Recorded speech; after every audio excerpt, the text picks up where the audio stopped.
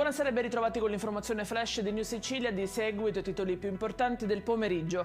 In apertura l'avvertenza Almaviva, richiesta di proroga della cassa integrazione per tutti i dipendenti fino al 31 luglio e supporto al progetto per il reimpiego di 130 lavoratori in 2 centrali operative al servizio della sanità pubblica siciliana. Questo è il resoconto della riunione svoltasi questa mattina a Palazzo d'Orleans.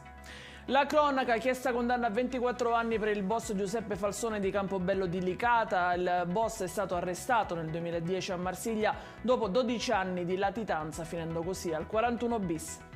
Colpi di pistola esplosi in zona Teatro Massimo a Palermo, diverse le segnalazioni da parte di cittadini preoccupati per quanto accaduto oggi. Il protagonista parebbe essere un ragazzino al momento ricercato. Nel Ragusano invece si indaga per l'esplosione di una bomba carta a Modica, sarebbe stata collocata all'interno di un contenitore per il vetro nei pressi di un distributore di carburante. E in chiusura il meteo, cieli nuvolosi per la giornata di domani, secondo gli esperti arriveranno correnti umide che faranno diminuire nuovamente le temperature.